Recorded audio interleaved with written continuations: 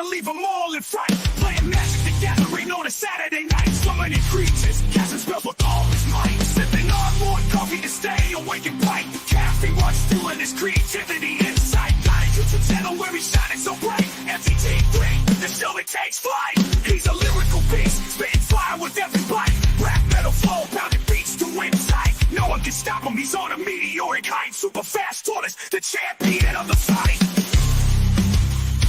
Good morning, hope you're up.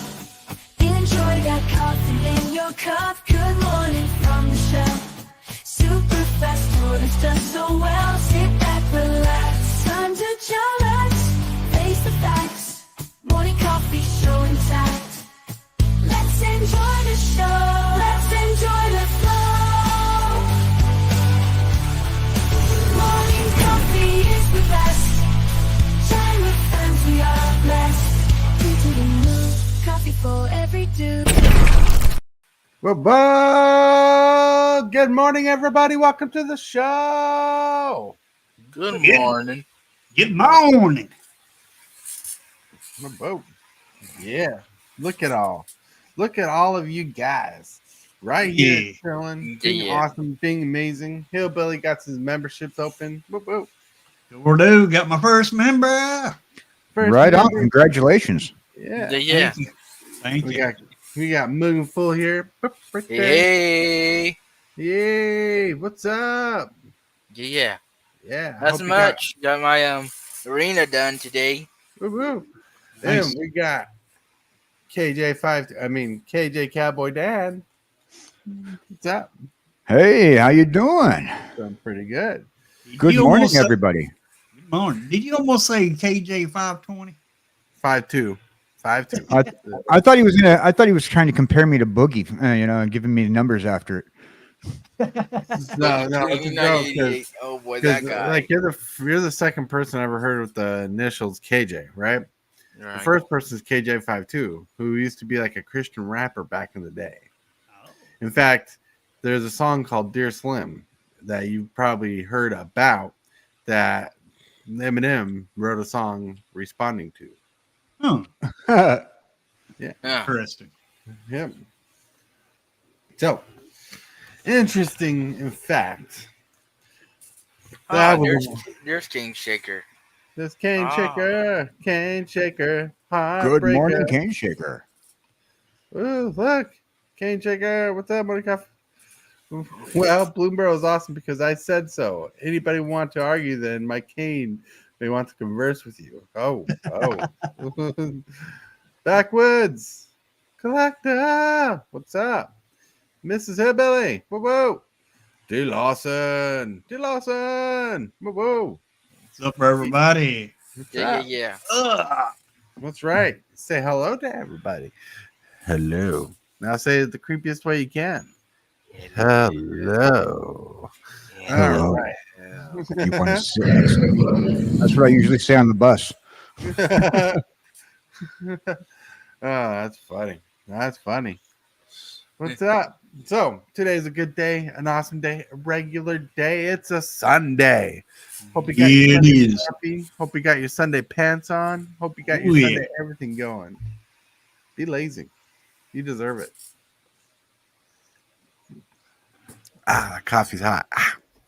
This is a thermos mug. It keeps things hot.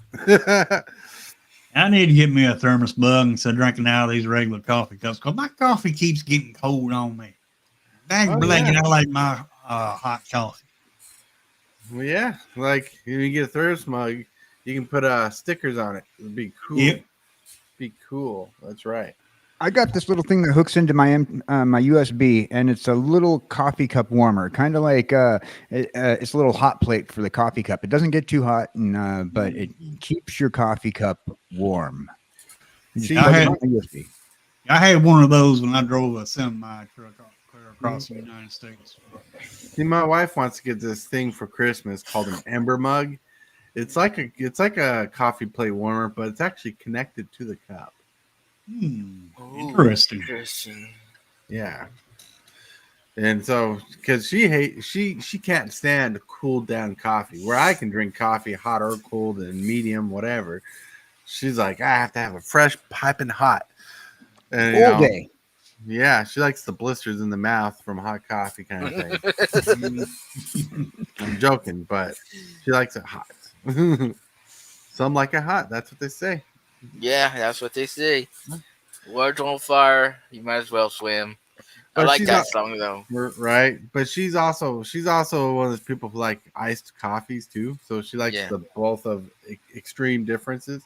Yeah. Oh yeah, I'll go. Best of both worlds. Me too. Yeah, I like don't even drink coffee. That's my grandma's thing.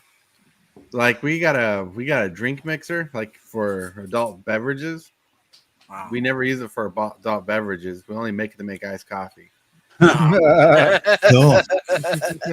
Says you. Oh, Bloomburrow is not bad. I'm just not a fan of gifting stuff to my opponent. Why not? Friendship is rare. Yeah. Friendship is Friendship is rare. magic. That's right. Well, When he doesn't play to be friendly. You're right. Oh, wait. Yeah. On that mechanic that D. Lawson just mentioned there, Yeah. I kind of like the mechanic because, yeah, you do gift your opponent. Say you gift them, say the gift is a card. So once you gift them, they get that card first. Then you get to see their hand and probably get rid of that card if that's what the card does. Mm-hmm. So here's a question for KJ Cowboy Dan. Okay. Is that a Futurama background? It absolutely is. I'm a big, huge fan of Matt Groening. Mm-hmm. And when I built my computer, I was going to, as you know, I like DJ is one of my oldest and longest friends. So I was going to mod for him. And my friend who lives in Australia, she's an artist who does artwork for VTubers. And she said, no, you're not going to mod. You're going to be a VTuber.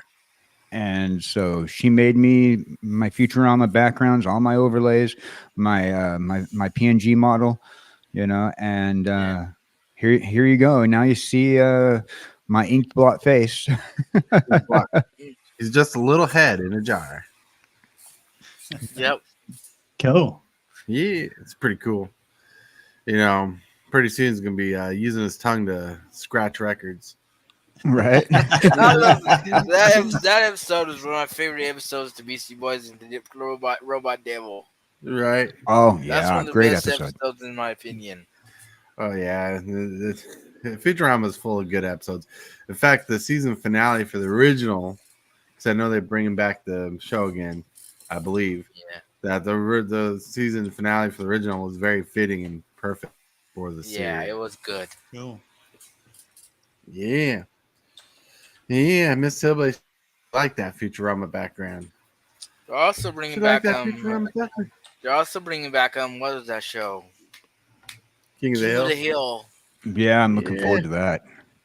That's gonna be It's fun. like 20 years in the future or something like that. Right. Cool. Oh wait. Hold on a second. Hold on. What is that? Card of the Mix it up. You are watching Super Fast Tortoise. Put up a fight, gonna leave them all in fright. Playing Magic the Gathering on a Saturday night. Summoning creatures, casting spells with all his might. Sipping on more coffee to stay awake and bright. Had a shell spasm. I was sort of say, where in the heck am I, dang blanket? I'm in the wrong thing going, please.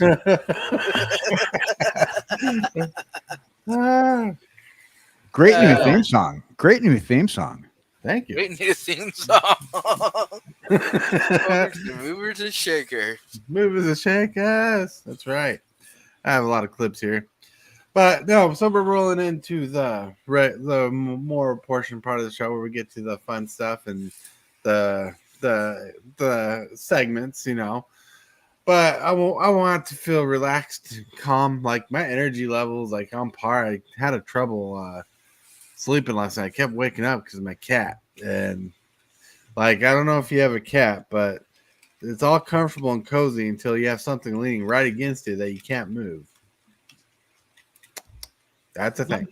My dog lays on my legs, so I can't move. Mhm. 7 sleeps on my face. So Oh, so you got like a little alien, a little face grabber there. oh, absolutely. My 7, a feline. She's a great cat. We found her after the tornado blew through Little Rock last year about this time. Oh wow, you named her 7 a feline. Yeah. That is a Voyager reference. I like it. Who doesn't love Jerry Ryan? Yeah. Oh, speaking of trading card games and stuff, do you know there was a Simpsons trading card game, Cowboy Dan? I did not know that. Yeah, I'll try to find the video and send it to you on Discord about it. Cool. So Oh yeah, yeah, absolutely. Kind of looks like Jackson. All right. I think she meant Jetsons. Yeah. But the ship probably. Oh, yeah. very flavor.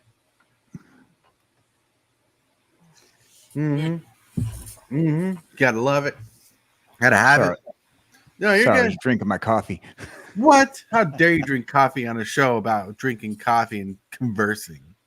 I can only do one or the other. I like in your case. I hope that thing has a little spike in it, like like a spike of vodka or something. I'm kidding. Only during the DJ late show. That's funny. yeah, All it right. is. Well, whatever wakes you up this morning, everybody, you know what time of day it is. Hillbilly knows what time of day it is. Can we get this right the first time this time? Yeah, I'm going to say 11:14, but it's your Card of the day.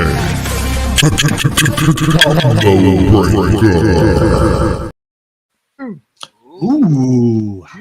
Yeah, this card of the day is actually one of my favorite commons from Kamigawa Neon Dynasty, and it's a good limited card. I actually run it in my very aggro commander deck that we played last night with Rafika the Mini, because it offers a lot to that synergy of the Voltron build. Yep. Moon Circus Hacker costs 1 generic and a blue. It's an enchantment creature, human. Ninja with ninjutsu for 1 blue. Ninjutsu says if a creature dealt combat damage, you may pay 1 blue and swap these creatures out, basically. Actually, if a creature is not blocked, you can. That's when you ninjutsu. That's what I meant. But yes, you're right. Whenever Moon Circuit Hacker deals combat damage to a player, you may draw a card if it's the first time it came into play. Now, if you do, discard a card if it's already in play. So it's a looter. Love looters. Does combat tricks, does cool things, does fun things. I know I read the text a little weird, but I did it as more reasonably understandable. So this is a good card. I went up against it I don't know how many times. I mean, it is a standard right now, but it's rotating out when Bloomburrow comes in. So goodbye, Ninjutsu. Oh yeah. Yeah. Like this card is still decent, even if it didn't have the ninjutsu, right? Yep. Right. 2 mana, 2/1, decent power, early game. When it connects with a player, you loot. That's pretty good. Yep. I dig on that cyberpunk art, the electric blue. Oh yeah. Most of this set that this card comes from had a lot of neon cyberpunk stuff. Oh yeah. You would have loved this set if you got into it. Yeah, you would have. Actually, I just rearranged my my collectibles wish list for Amazon, and I threw this exact set stuff for this exact set into my wish list because That's awesome. you guys have gotten me addicted to this game, and as I've been slowly learning, I just said, screw it, I'm gonna start getting it. Oh, So yeah, he's getting it. Once he gets enough good cards and stuff, he can make his own commander deck and join you. Oh yeah, he Delicious. could build a commander deck. Yep. You know, beat his friend DJ Silly on Sunday nights. You know, right? It's going to be a learning curve, but it's fun. It's great. It's a good And, card game. and we're going to get to the pictures of the day. The pictures. The first picture is that first sip of coffee in the morning. That's the way I Very- just felt when I was drinking my coffee. That's right. It's like just perfect. Sometimes that morning coffee just hits just right. But now, see, I've got to know KJ a little bit. I figured out how he's in the morning a little bit. You better give him his coffee, right? Mhm. Facts. Facts. Yeah. All right. That look says I was up all night and I need my coffee. If you don't have coffee, don't talk to me. Right, Look right. at look at this cat sticking its middle finger up there. Yeah. That's hilarious. Not yet. Coffee is still brewing. Right? Those eyes, that like you can tell the fingers Photoshop, but it is. When I saw this, I was like, "That is hilarious." I don't even know if I shared this before. This picture, but I don't it's- think I've seen this one yet. So Yeah, I think it's new also. Right, but I know the next picture I shared, but that's because it references me very well. First, I drink the coffee, then I do the stuff. That's me with my belly just hanging lower than my legs, you know, fluffy fur, looking at the coffee like I got to be motivated to drink the coffee to get motivated to do stuff. Oh, poor thing needs some catnip. yeah. Now, the next picture is very true. You know, there's a lot of people out there with houseplants. My houseplant's watching me add water to the espresso machine. Mhm. Yeah, Like- mine was doing that to me. That's why I had to get rid of them. Why not just share the coffee with the plants? Mhm. I can't share my coffee. That's liquid gold. They gotta have that. Right? Fair enough. Right, liquid gold. I don't know. This is a good picture. William Macy, man, good actor. Like I never seen the show this is from. I know that, but like I watched a lot of movies with him. Like one of them was about the copyright issue with windshield wipers, which was an actually interesting twist. But William H. Macy does some good films, good actor. You know, he has a certain look to him, and he went above that, and he just put his heart into his career, and look where he's at now. Pretty good. Those are the pictures of the day, and I want to remind people coming in the near future, we got the Super Fast Tours Thursday Weekly Epic Stream coming on. Oh yeah. Oh yeah. Oh yeah. Super cartoons. epic. Yeah. So the Epic stream will be like a video game stream where I'm playing like some video games off the Nintendo Switch. I still need to figure out the setup and stuff, so I don't know how soon this will kick off. But I will remind you, it's gonna exist. But the point of the thing is play some games with the people while we build up a Commander game live. You know, get people coming in who want to play live together, and just switch over from video games to the Commander scene and just go ham and have fun. Because like Hillbilly and I had some sweet Commander games last night. Yeah. Some fun interactions. I Poor just dude. wish. I threw him under the bus last night when this guy was about to kill me, and I gave this that little epic speech about like how I'm gonna, I'll accept if I die. But at the end, I twisted it and said, "Hillbilly, go for Hillbilly," and Hillbilly's like, "Oh, yeah." no. I'm gonna remember that. I'm gonna get you back. All right. Oh what wait, I we got a bloomer. Whoop whoop. Oh, TCG dude. CCG dude. Good morning, gentlemen. Morning. Good morning. Yeah. Oh, Cowboy Dan, you're up early. Well, He you was know, also up late. yeah, I was babysitting DJ last night. Oh, sounds about right. Good morning. Happy dang blaggy day, everyone. What's up, Brandon? What's up? Yeah. Happy dang blanket day. Backwoods Whoa. Collector. What's going on? Backwoods Collector. That's right. So just like usual, TCG Dude came here in time for. Don't forget to like this video and subscribe.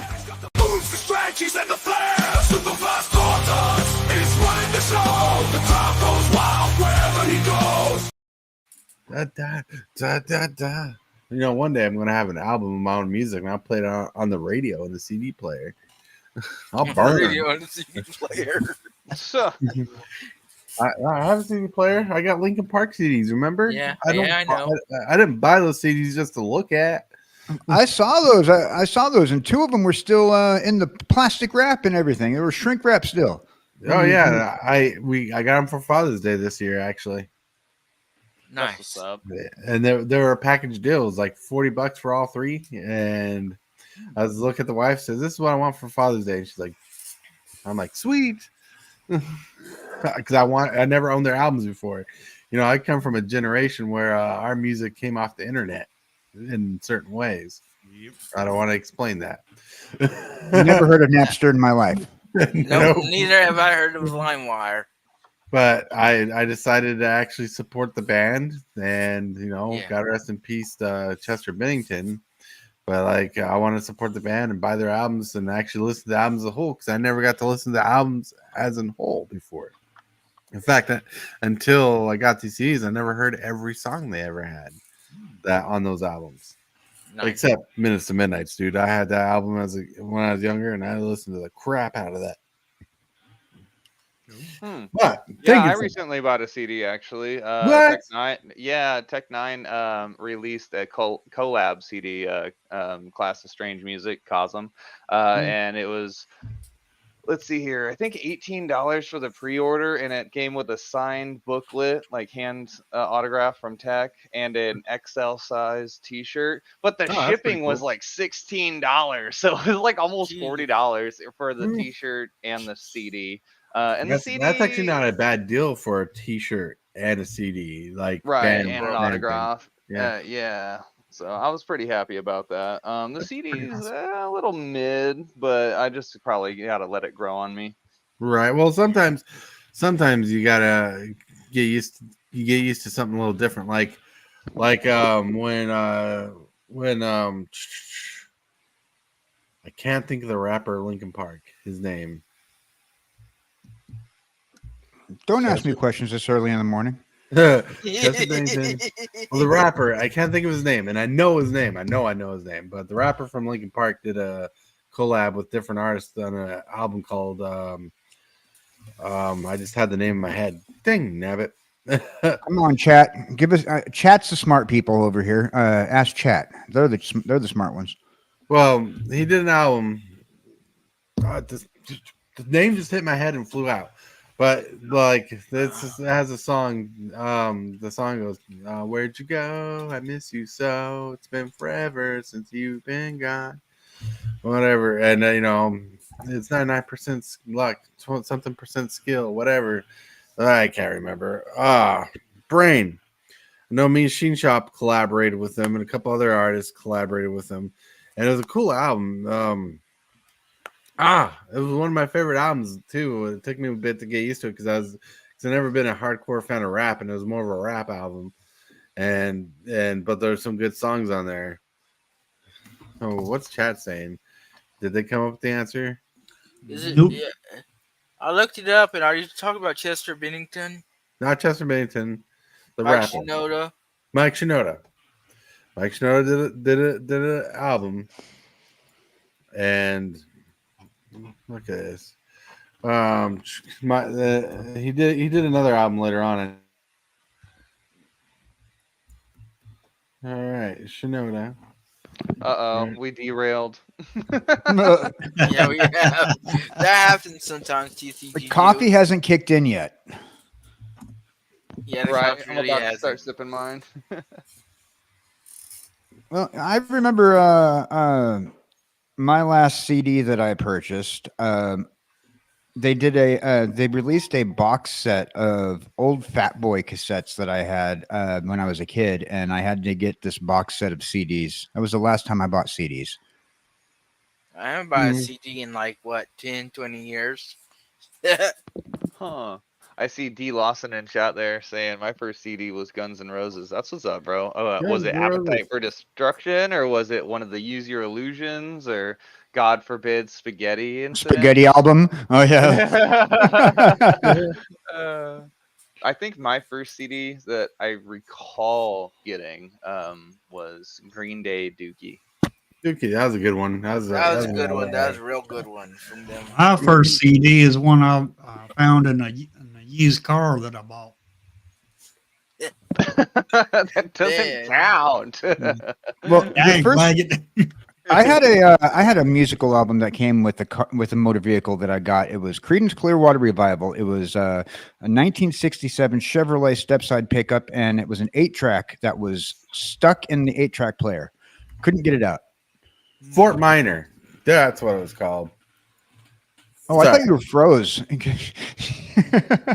Fort Minor was the album that he came out with. Yeah, I was looking up and I couldn't find his album, so I decided to look up one of the songs, and it's like by Fort Minor. I'm like, that's what it was. Now that we got that, we should get back on track. Hopefully, what track? We're derelict. No, I'm kidding. The Going topic. off the rails on the crazy train. That's right. So the topic of the day is, why is Bloomburrow awesome, right? Bloomburrow is awesome. People are loving it. People are having fun with it. DeLawson's loving it. No, I'm kidding. DeLawson's a little iffy on it. But Cane Shaker, Hillbilly are enjoying it. Like, I haven't played it, but I'm loving the cards. There's cards I want from the set. There's very good themes, thematics going on. There's very good artwork. There's very good card design, good card space used up. It is amazing. Then I know for a fact Hillbilly played the early access, and TC Dude went to the pre-release. So there's going to be some interesting introductions of flavor here. Oh yeah.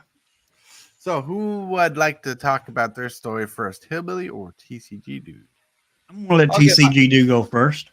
Okay, cool. That's what's up. So all in all, it was all right. I went for a Saturday midday event at the main LGS in my city. The Friday night tournament that I did not attend apparently had 60 people for the turnout, which is a lot for our town. I mean, a lot, like almost full capacity, basically. And the one yesterday for Saturday was, I'd say about 15, 16. I got the rankings around here somewhere on a screenshot. I performed about mid. It was a little bit of a roller coaster. I went 2-2. Yeah, I went 2-0 and then got smashed by one of the all-stars in town, local all-stars. Right. And then had a very neck and neck final fourth round. And went 1-2, unfortunately. In the mirror match, I used a black-white life siphon deck, which featured bats and squirrels. I had a pack out of my pre-release that had 5 rares in it, and I kid you not, I have the pictures here. I'd have to go through a couple hoops to present them. But I got 5 rares in one pack, and that one pack had a, what is it called? The Valley Quest Caller, the Rabbit Warrior 2. Oh, yeah. Yeah. Nice. And it was in a pack with a ton of other bats and rabbits and stuff. I was like, okay, wow, I obviously am going to design around this. And so I did. And it performed okay. Not a lot of early mana creatures, but overall pretty positive vibe. Everybody liked the set. The introduction of so many different mechanics definitely made for long games. But I overall I'm pretty happy.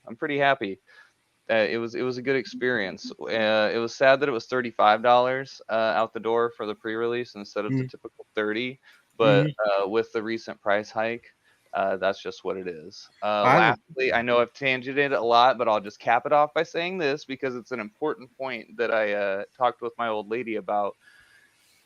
The difference of having play boosters versus draft boosters. That was exactly what I was about to ask you. Sealed environment completely different, bro. You can have a 1 rare pack, and the person next to you opens a 5 rare pack. And the dude across from me opened 2 packs with 5 rares in it. Wow. So bro was probably jamming like 12 to 14 rares in his pre-release constructed deck. It's like, bro, like what that power level is insane. So Yeah, the rares are usually pretty banger. yeah. So that's it, boys. It was a mixed bag all in all, but it was fun. Yeah. Did you like the cards from the set though? I did. There was a lot of stuff that I liked. This Dark Star Augur, the 2/3 Bat Warlock with flying and offspring, it functions as a Dark Confidant, which, if anybody doesn't know, is a 2 mana creature that lets you reveal off the top of your library and lose life equal to its mana value, and essentially draw an extra card. Effectively draw an extra card every turn, and having that in a pre-release environment was super awesome, bro. Sounds fun. Look, we got another late bloomer to the show. Boo. Dude.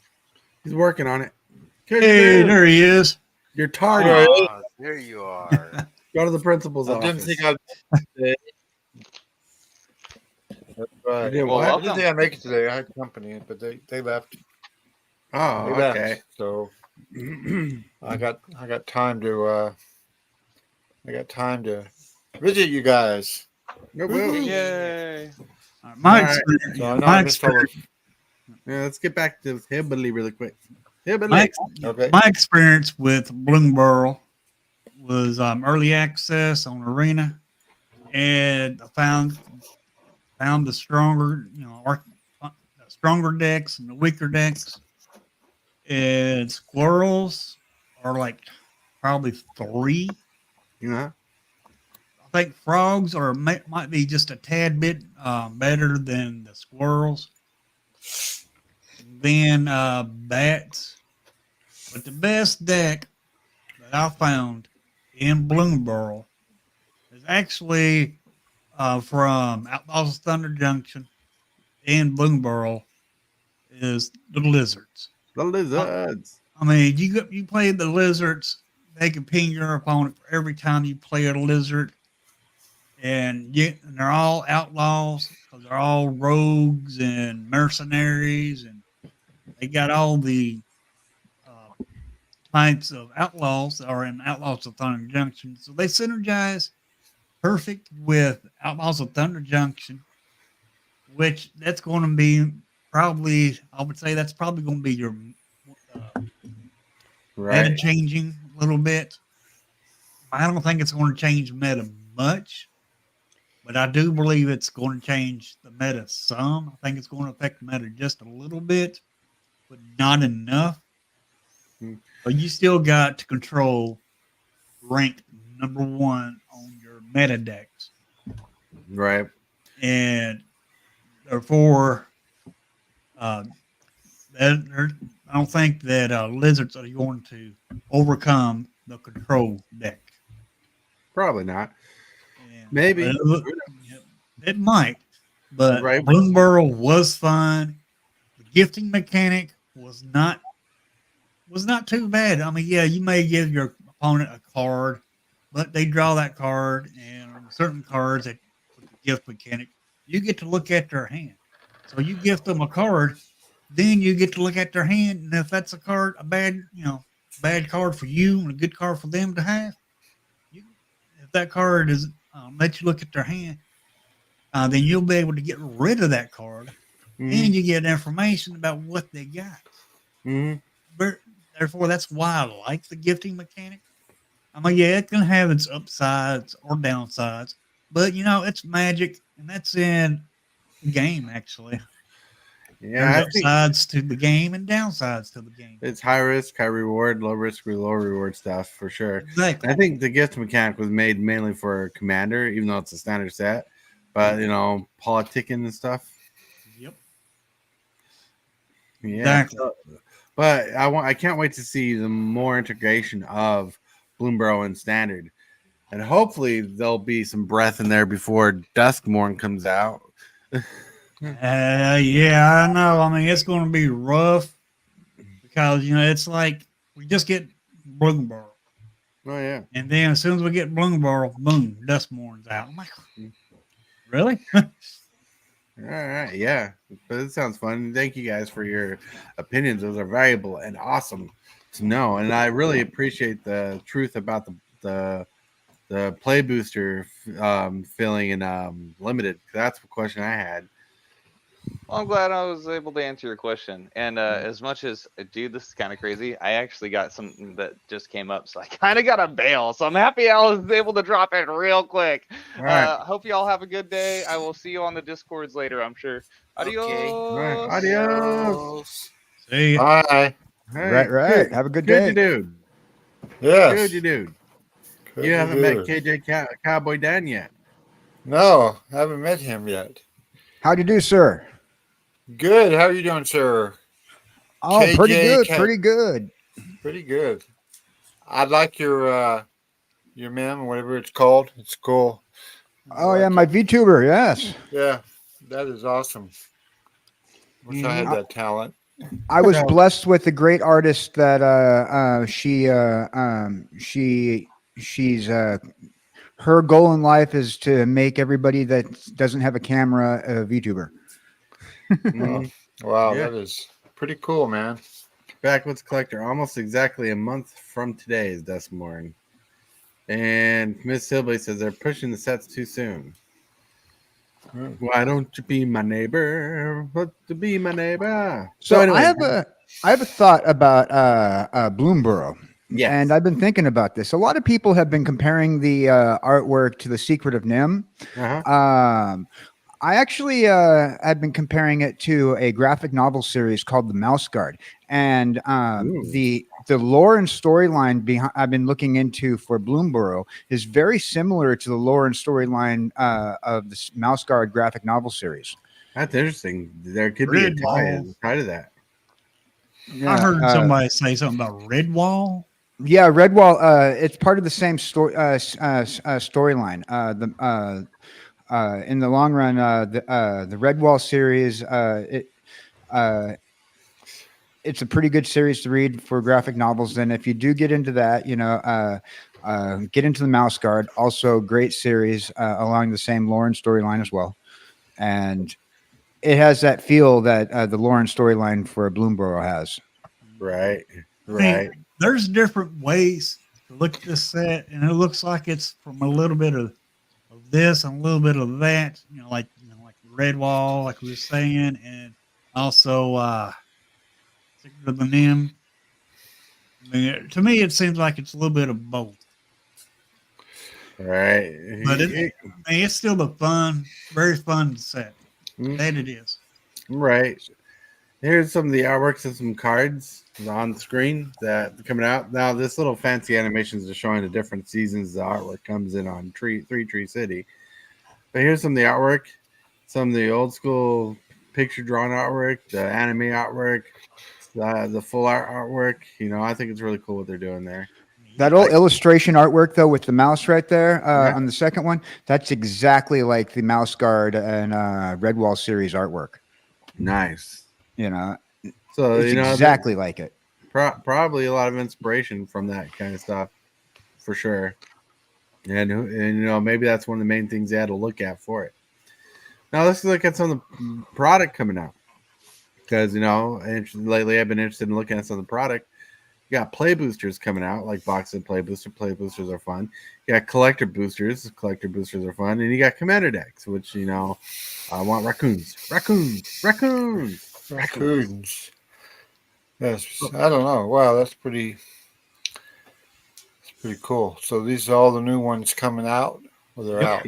Yeah, it's kind of both. They're kind of out now, but they'll be fully released in tomorrow. Wow, I believe so. Yeah. No, they come out. I know Bloomburrow don't come out on Arena till the 30th. Right. And then the official release date is August 2nd, I think. So here we got Bloomburrow, right here. We got the bundle pack. I almost called it fat pack. Forgive me for thinking old school. You got pre-release kits, which people are playing with right now. But what's interesting, you got a starter deck, a dual deck starter kit right here. So two people can learn to play Magic. Dude might want to pick this up to play with mom, teach her how to play Magic. I wonder, you used to be able to get codes with the starter kit. I wonder if they're still doing that or not. I don't know. You used to be able to get arena codes. Yeah, you have to buy the starter kit and find out, I guess. Mm-hmm. Yeah, I couldn't get mom to say Magic rather than play it. You know, she's just not into that for some reason.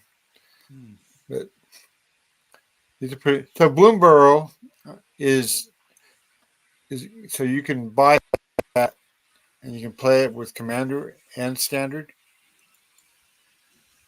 What was that question? You cut out there for a second. I said Bloomburrow you can play with Standard and Commander. Yes, it's a standard set, which means that it's standard cards. But Commander, it's a little different because with Commander, you can pretty much play any card that's legal to play in Commander. Sorry. Okay. So you can take a Bloomburrow card, you can put in a 60 card standard set, or you can take that card and put it inside of a Commander deck. Awesome. Yeah. But there's also cards. There's also cards that came out with Bloomburrow that are strictly just Commander cards. Just like the three that we're looking at right now.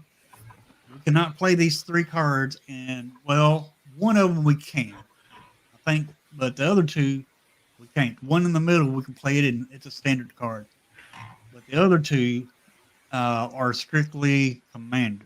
Yep. Right. Or modern or whatever. But yeah, right. Jason Mind Sculptor, I don't think they ever want standard again.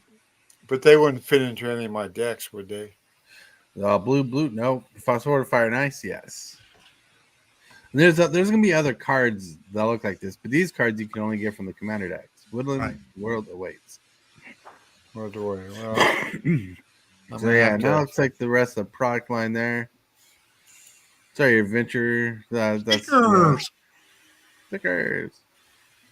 But we're gonna move this screen. But like here, you get a roster of pretty fun cards. You got Ral, Crackling Wit, which is a planeswalker that already exists but not as an animal form. But when you go to Bloomburrow, you turn into an animal.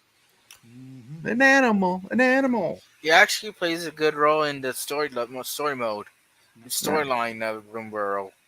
Now that card that's in the middle, there was not really any support for it, but I'm hoping that with the Dustborn comes out, that'll be more support for it.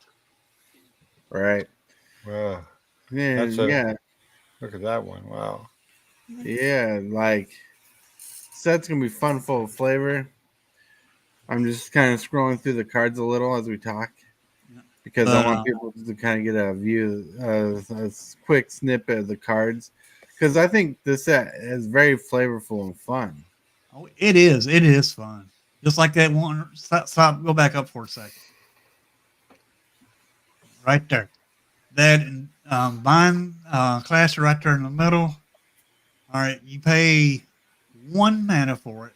You get a 1/2. However, if you pay 3 for it, you get this 1/2 and a 1/1. 1/1 has the same power as this card here. And also, this has a ability on it called Landfall. Every time you play a land, you do 1 damage to your opponent. And you can put this in, mix this in with like a green deck, for example, because green is known for ramping. And you play multiple lands, then you're going to ping your opponent to death very, very quickly. Yeah, that's pretty cool. And like the Sunspine Lynx is going to be pretty powerful in mono red. Oh, it is. Evil. And then there's going to be some great cards. There's some great artwork, like these 2 dead squirrels and leaves for this little reanimator card. Pretty good. It is. Yep. And, you know, you got classes, you got different animals. Like this artwork on Stargaze will be beautiful foil. One thing about early access is there's so many cards, so many brews, ain't enough time to play all the cards. Right. But everybody, all you content creators that are doing early access are brewing different decks. Therefore, you can see pretty much what's out there. Right. And what kind of world do we live in where we're getting Fell, an unconditional 2-mana creature destroy spell?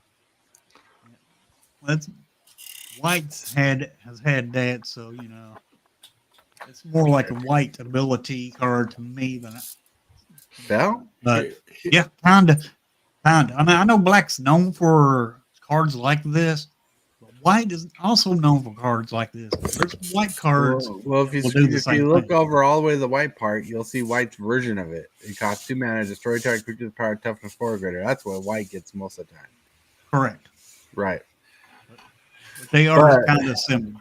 Right, but fell 2-mana kill spell, destroy target creature. That's not something different. Like that's pretty powerful. Like usually when you get this is like destroy target non-artifact creature, destroy target non-black creature, destroy target non-something creature.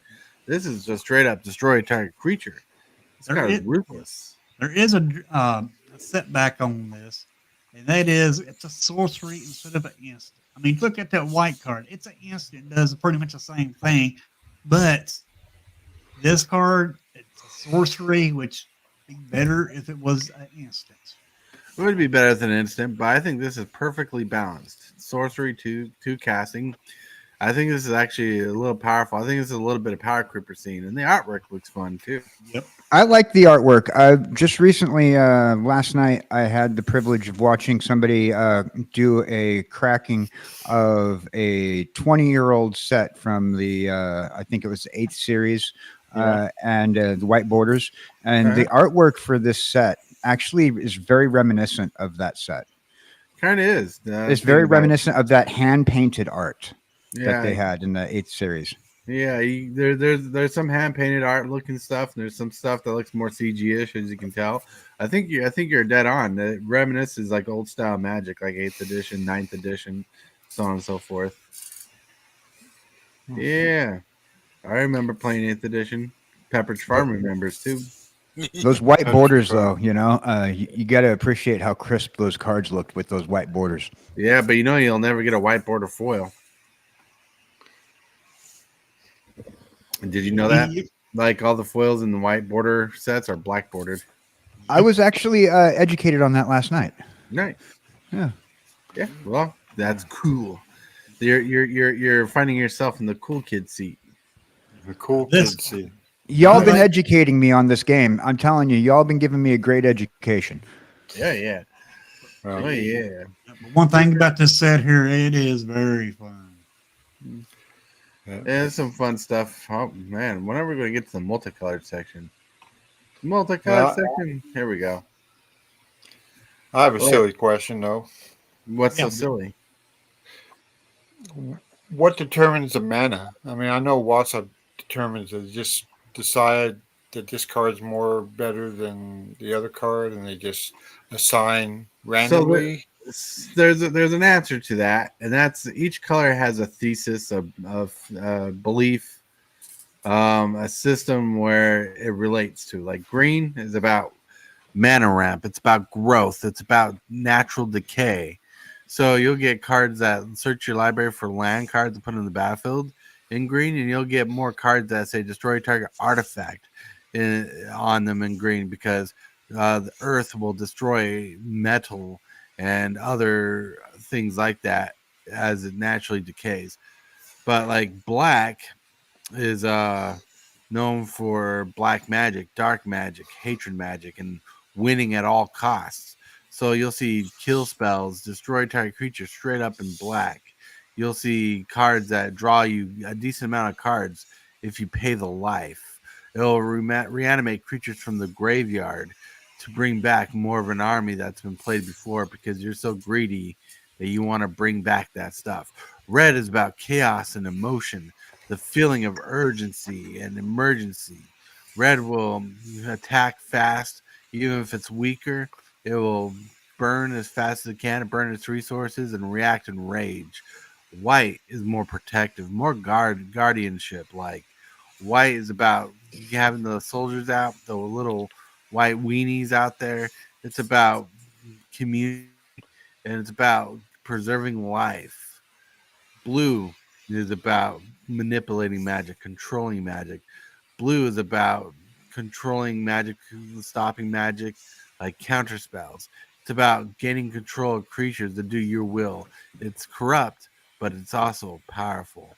Blue is about drawing cards, getting the advantage wherever you can. Oh, okay. Very good explanation of the colors. Yeah, that's Thank very good. Yeah, I was very like, good. where were you reading that from? That was like as if you read it perfectly from your script there. Yeah. This show has no script, and that was straight from the brain. Wow, yeah, that means your brain's working great. Because Coffee's kicking in. That makes a lot of sense, though. Different That colors. one right there in the middle, it was broken. So the lighter the color. Up one. That. Yeah, I like that one. Yeah. Yeah. Sealed Read what it does, actually. Ward, pay 2 life.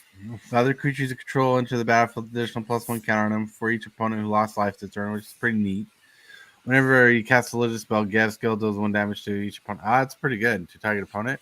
Yep. So every lizard you play, it comes in with a +1/+1 counter because of this card's ability. Right. So if you can't have this on the battlefield, you play a 1/1 lizard, you're doing 1 damage to your opponent. You're getting a 2/2 lizard. That's pretty. Right. That's pretty good. It's only 2 mana. That's not bad. So it's Very- 3/2. So you get +1/+1. So it's a 4/3. No, not on this creature. No, Other it supports other creatures. Make them bigger. If your opponent lost life this turn, it's pretty nuts. Yep. And every time you play a lizard, they're losing life. Right. That's the card. That's the biggest card in the lizard deck. That's pretty cool. Yeah. Let's see what we Unfortunately, got I don't here. have a lizard deck. I think. Lizards are kind of new, almost new to Magic right now. I mean, they came big in Outlaws of Thunder Junction. They came even bigger in Bloomburrow. Right. Here's like the that's alternate arts. Oh, that's pretty cool. Because they Yeah, must right. have artists working 24 hours a day, 7 days a week making this stuff. They do. Yep. That's Wow. why they outsource their artwork. Oh, they'd have to. Absolutely. I can't imagine, like, with as many cards as I've been learning that they're planning on releasing, let alone with everything, that they have enough artists on staff to be able to put out that kind of art, especially since seems like every time they release a new edition, I've been noticing with all the old cards that people's been showing me, like they're coming out with new variants of the cards. Well, that's true. That's true. But yeah, So that's kind of a look through the set, just a little to show you the set a little. So they rehash the old cards and make them new again, right? Oh yeah. Yeah. Well, it's fun. It's cool. Like this set is awesome. It's banger, and I think there's a lot to go for it. That's gonna go for it. Now, I do wish it would have a little more time to breathe in the standard arena before Duskmorn come out. But Yeah, I know. to be honest, I'm also for Duskmorn to come out because there's more cards I've seen so far in Duskmorn I want than there are the amount of cards in Bloomburrow I want. All right. Well, you know how they did Brothers War and they did Outlaws of Thunder Junction. They had these subsets. Right. I wonder. I mean, I don't know, but I just wondered if Duskmorn is going to be something like a subset to Bloomburrow. I mean, it's possible, but I don't know because it is releasing at a different time than Bloomburrow. But it also is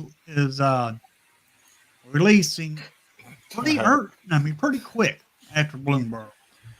Right. Right. Uh-huh. Yeah. The Dustborn fans are going to have a ball, though. If you're a horror fan, though, Right. Yeah. My wife's a horror fan, so I wonder how she'll take up to the cards when she sees the spoilers. Yeah, it should be good. Uh-huh. But she really likes the Bloomburrow set because it reminds her of Secret of the Nim.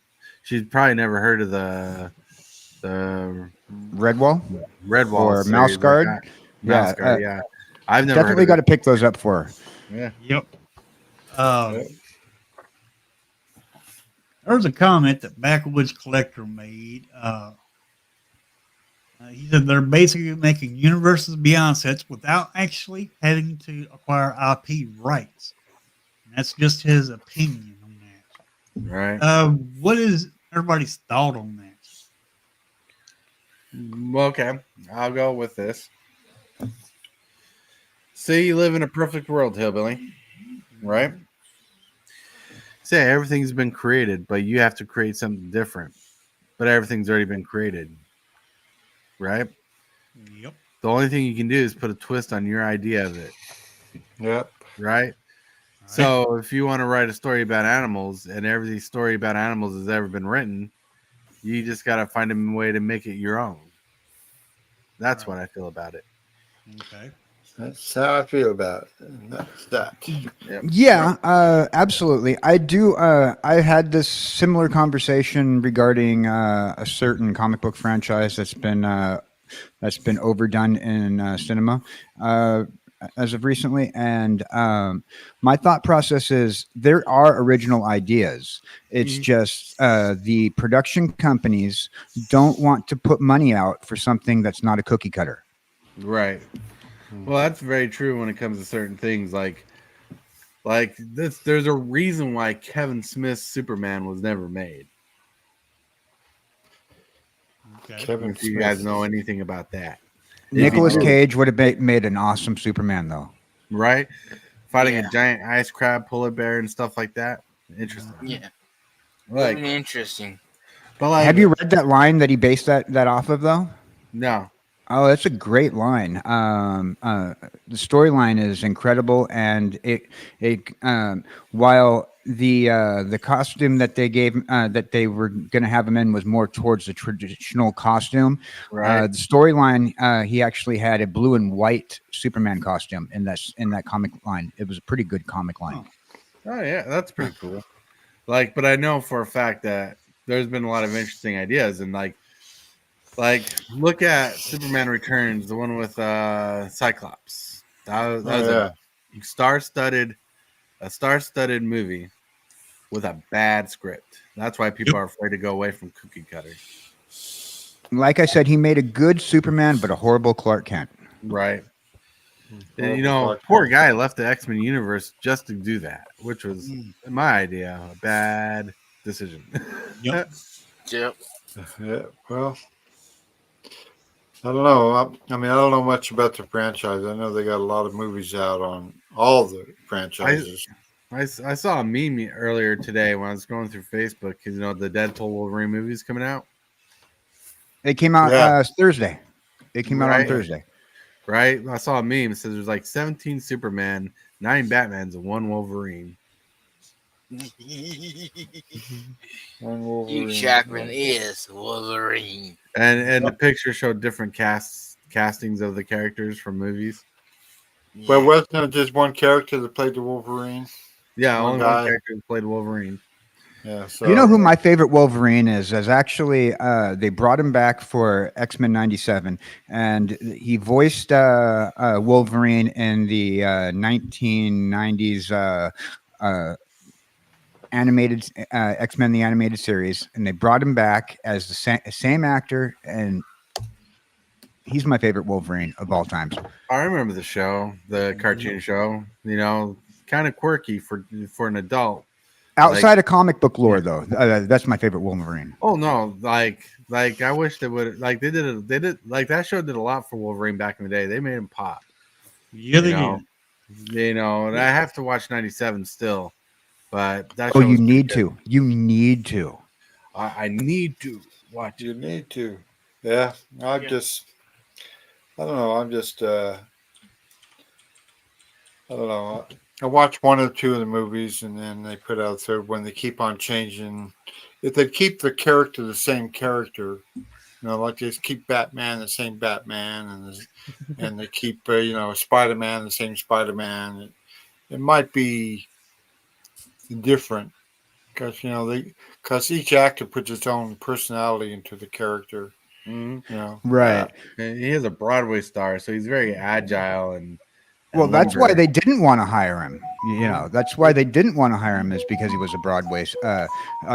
When they Danny DeVito. when they hired him, they were like, okay, he just had won an award for Oklahoma, and apparently the people who were doing X-Men, they didn't want a guy from a musical playing Wolverine, let alone the fact that Hugh Jackman's 6 foot tall and Wolverine's supposed to be 5'4". Right.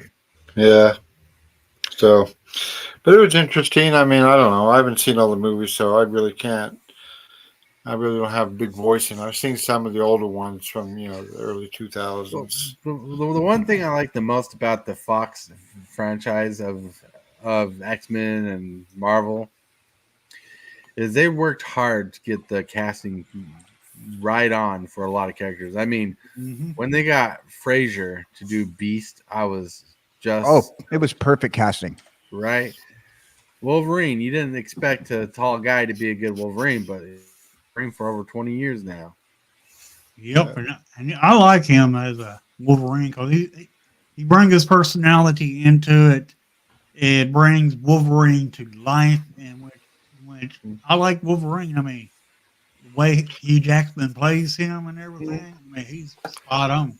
Yeah, his acting style is exactly how I feel that Herb Trimp envisioned him when he first drew Wolverine. Right. In the Incredible Hulk 181, I feel like that's his acting style is exactly how he was envisioned, even though he doesn't fit the body build or whatnot. The acting style is really what put it towards it. Before the show, we were talking about how Christopher Reeves can be the only Superman in some of our opinions. Either that or Jim Reeves, who played a completely different Superman. I mean, looking at the black and white Superman as opposed to the 1980s Superman with Christopher Reeves and Jim Reeves. It goes back to the because I'm just bringing it back to your statement earlier that like when you bring in a different actor, it takes a different take. Also, when you reboot a franchise for a modern day audience, you kind of want to have certain aspects that the modern day audience can understand. Like, I mean, the modern day audience does not understand Superman going to a phone booth to change his into his clothing because there aren't phone booths anymore. Right. Yeah. So, just to interject here a little bit, I mean, do you think CGI brought animated into real life? Do you think? I think CGI is a growing curse and a blessing. Right. Let's get straight to the point. Jurassic Park did wonderful with it. In fact, that's what made CGI in film popular. But then we had the growing spurts. It became rapid. People had to learn a new program fast, and they're using it in movies to make like animals, bloods, humans, scenes that can't be done without wires. They did a lot. We've seen a lot of growth, and there's a lot of bad B-rated movies with bad CGI in it that really did a lot for getting the education that you weren't able to get in college for years to do it. Remember the CG episode of The Simpsons? Yeah. It came out that was released exactly 3 days before Toy Story 1. And the CG animation was actually a little bit better than Toy Story 1 CG animation for that one episode. The one episode of The Simpsons that was half an hour of CG. That was done on one of the first CG animated softwares that they used for full length, the same software that they used for Toy Story, and they did just slightly better for a half an hour feature than Toy Story did. Well, So probably because it didn't have such a that long runtime. that You goes know? with your. It is a blessing and a curse at the same time. Mhm. Now we do, as a community of people who are impatient and want to see the next thing that we love. Right. It is a double-edged sword. With the personally, I'm a big fan of practical effects of the 1970s. What? Practical effects. I love practical effects in the 1990s. Yeah. And I love Muppets and puppets too. So Yeah, that was it. Just stop motion. That was big in the 60s and 70s. that's Stop why action. That's why Oh yes, Jurassic yeah. Park changed everything. That's Jason why and the Argonauts, great stop-action film for what was that? 1974. Yeah, and That's why even back they had Space 2000, I think, or with the animated puppets, and I can't remember where they were all puppets, and they flew spaceships and stuff, and that was pretty cool. I can't All remember right, the name Time of. Capsule is memeing at us, by the way. I know I saw that. Danny DeVito would have been a good Wolverine. That's right. He would have been a good Pikachu too, but Right. But see, Jurassic Park, my favorite franchise, did so much. So they were going to do the dinosaurs in claymation, in stop motion, like the 1970s, 80s, right? Right. But when they found out they could do 3D and they wanted to test 3D, the thing they did right is they took it seriously and put the effort into it. Where CG's come so long nowadays, where if you don't have a big budget Disney Marvel film where the CG's criticized more, you get something like the Expendables and the blood looks bad. Yeah, I don't know. You know, Well, the Expendables 4 was horrible, CG wise. They went from blue screen to CG, back to blue screen, back to CG, and they Expendables 4 just ruined the series with their animation, and they didn't go practical animation at all in Expendables 4. right? I never realized they came out with the fourth Expendables. To be honest with you, Yeah, it was pretty bad.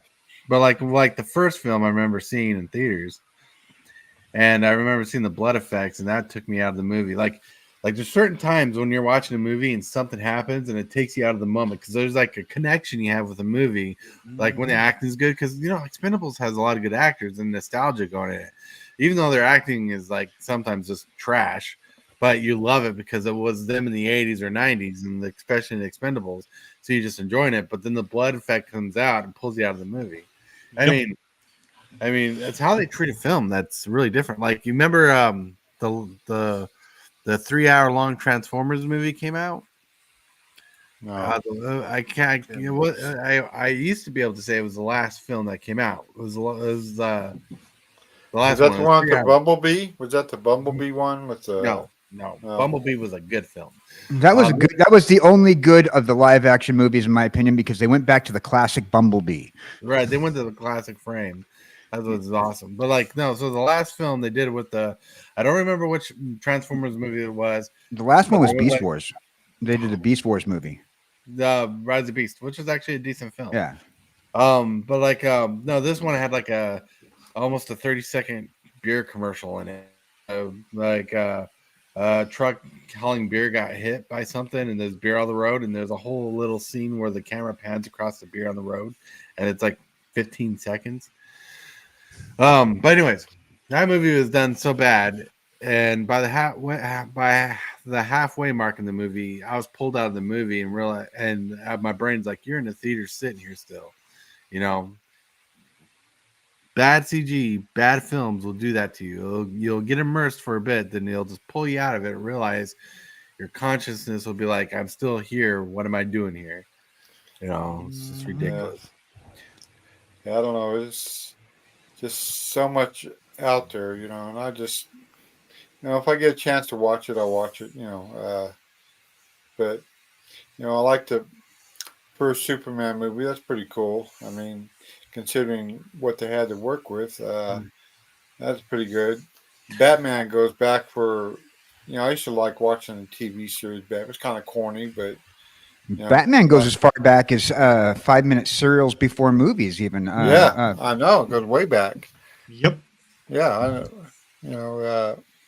Yeah, no. I used to watch TCM, and they'd show these old, serial movies of Batman and the Shadow, and Who knows? The Shadow knows. But I they remember the showed Alec before the Baldwin movie. movie about the Shadow. Yeah, I mean, I don't know. Today they don't show little shots. Like when I was growing up, you had the movie, but they show all these little movies in before the main attraction. Yeah, they'd show the cartoon, a newsreel, and a mini movie, and then the main attraction. It wasn't like 20 minutes of here's a little trivia for you, and here's Maria Menudo talking about what's going to come out that you really don't want to see anyway.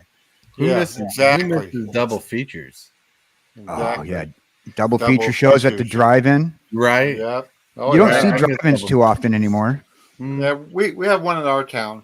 There's one in the next. There's one here in the next town where I'm at. I think in Utah there's still one called Motorview. Yeah, the one we have here is El Dorado Drive-In, and it's been there.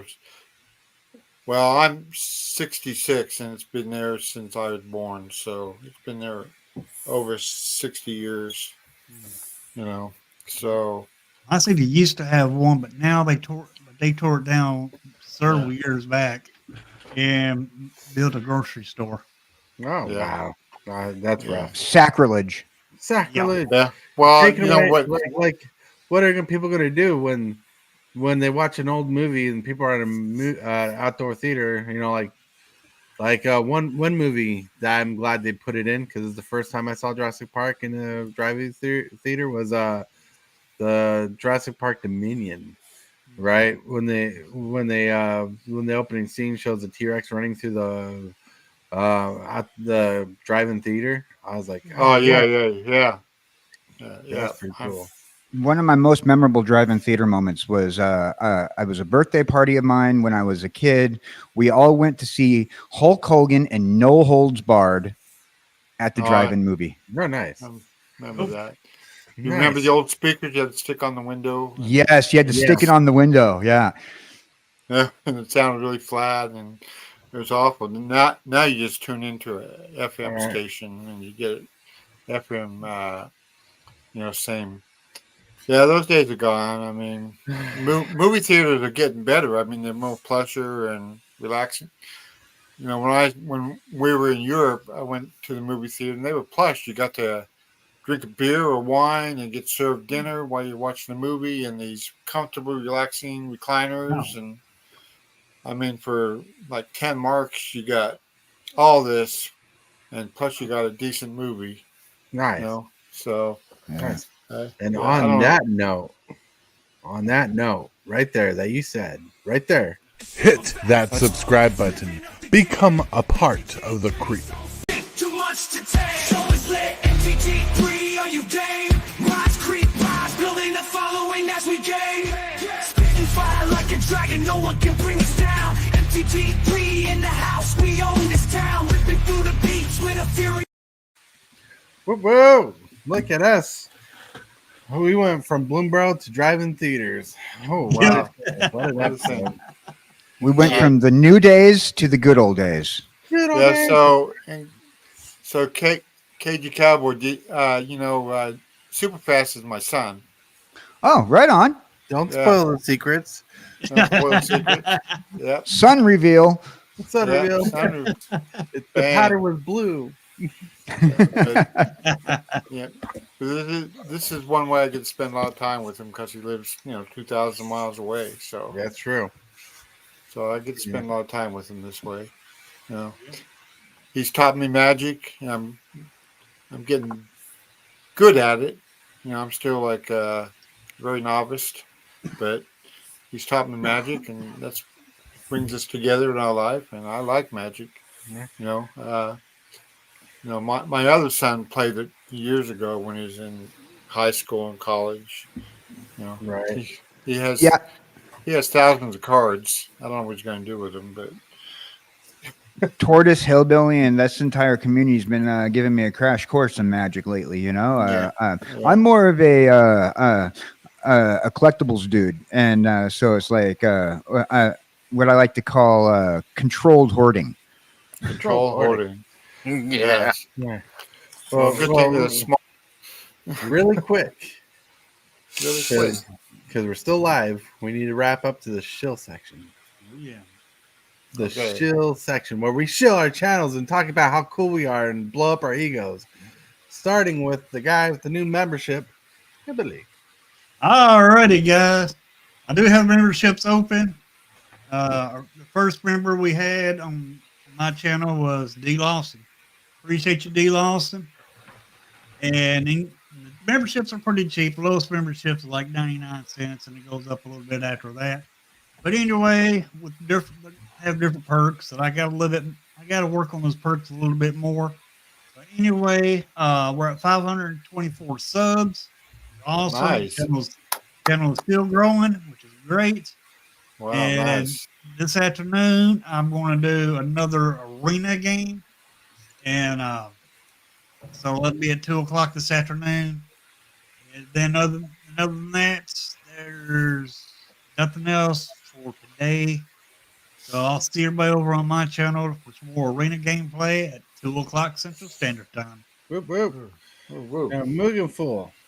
Yeah. I'm gonna try to record a video tomorrow of Forge, but today I got busy. I'm gonna be busy today. You're gonna be busy. Whoop, whoop.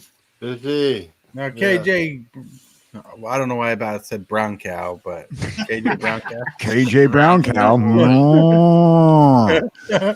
KJ Cowboy Dan. Well, you can find me over on Twitch twice a week. Other than that, I'm just hanging out with the boys anywhere I can be. Mostly, though, just find me on the socials, KJ Cowboy Dan, and I'll be glad to hang out, chat, talk about comic books, and Cane Shaker. I'm looking forward to that series that Dark Horse is putting out. Oh, whoa, nice.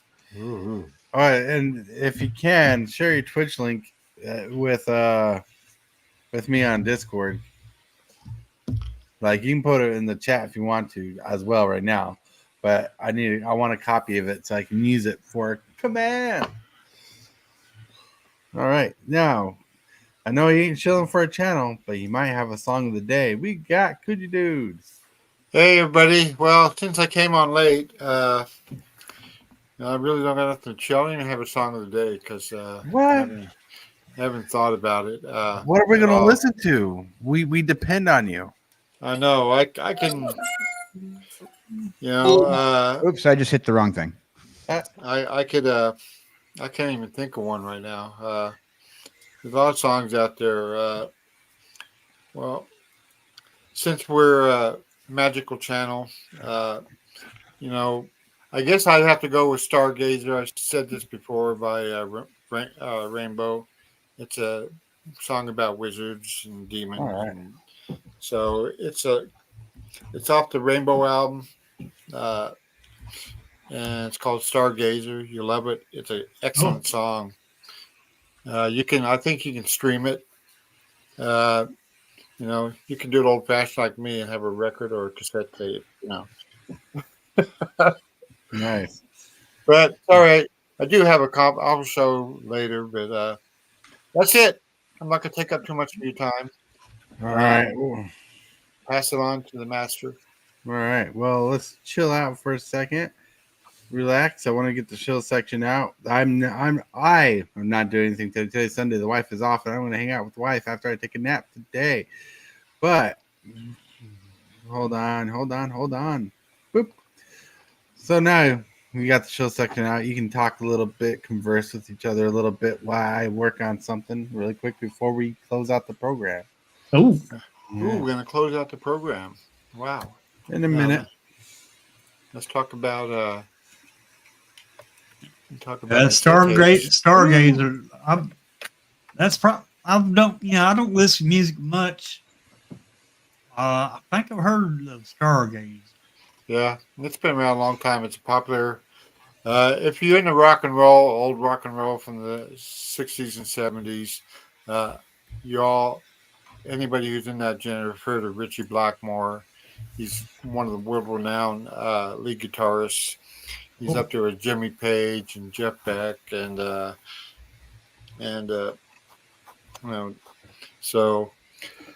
but he used to play with Deep Purple, and then when Deep Purple broke up, he left and formed Rainbow. But it's a good song. It's Ronnie James Dio is a singer, and he writes all of the music and he's a mystical guy. All his songs are about magic and wizards and rainbows and fighting dragons and stuff. That's what he is. Even when he left his first band, I can't remember the name of it, but he went to Black Sabbath, and then he went to Rainbow, and then he went to Dio. Yeah, Ronnie James Dio was incredible in the lines of what I like to call medieval rock. Yeah, exactly. He's up there with Uriah Heep, and Uriah Heep writes a lot of mystical songs like that, and Yes, and Led Zeppelin dabbles in a little bit, because Robert Plant believed in magical and princesses and fairies and stuff. Sounds like a D&D player to me. It could be. I don't know. I appreciate I didn't really appreciate these guitar players when I was young. It was just music, but they're still going strong after, most of them are in their 70s, early 70s, I'll be the first to admit I had a purple cloak that was made out of velvet that my grandmother made for me. And whenever I would rock out, listening to my old long hair rock, I would wear that. Yeah. Long hair. Oh, long hair. KJ. KJ. You. Yeah, if you look in chat. I saw that. That's awesome. So when you're in chat, you can just type in exclamation point KJ, enter it, and this prompt saying follow me on Twitch, KJ Brown Cowboy Dan will pop up. My first prompt. Thank you. Yeah. Yeah, I don't have Twitch. I don't do Twitch. I mainly do YouTube and Facebook. But I do have that other one that Apprentice is on. What's it called? Instagram. I do that one. All right. We're going to roll this out now. We're going to end the show. Okay. All right. So, everybody, thank you for watching. Thank you for chilling out with us while we did behind the scenes thing here. You got to see what it's like behind the scene. Have an amazing day. Be awesome. Be cool. Chillax, relax. And don't forget to hit that subscribe button. With that, my friends, hit the like button. I totally want to thank you for watching today's video. I really appreciate it, 100%. Like this video as if it's your favorite kind of pizza, dude. And if you wouldn't mind, consider smashing that subscribe button and hit that bell for notifications. Every one of these things you do helps the channel out a lot. Got an itch I can't scratch, I'm missing a piece that completes a whole part of me, an open